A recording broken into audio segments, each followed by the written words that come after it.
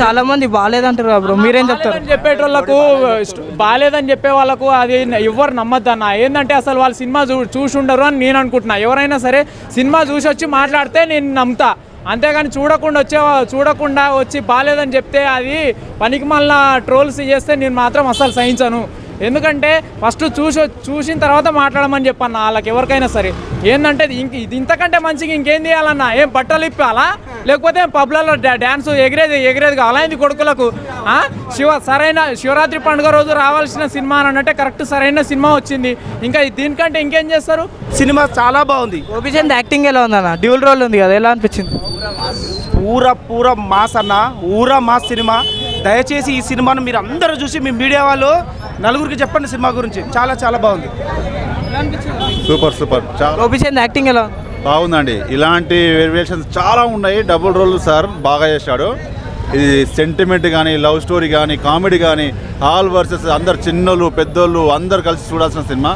శివరాత్రి రోజు చాలా గొప్పగా రిలీజ్ చేశారు. భయ్యా భీమా సినిమా చాలా బాగుంది. జూడిగో బూత్ బౌన్స్ వస్తున్నాయి నాకు. Gopichand is back. కాన్సెప్ట్ అంతా ఎలా అనిపించింది?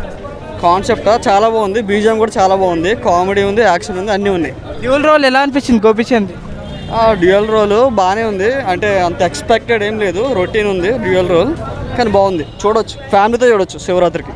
అన్న ఎలా ఉందన్న భీమా? అన్న ఇప్పుడే భీమా అనే సినిమా చూసి వస్తున్నా అన్న. ఏంటంటే గోపీచంద్ అన్న 10 సంవత్సరాల నుంచి ఒక్క హిట్ కోసము చాలా పాకులాడిపోయిండు, తాతాలాడిపోయిండు.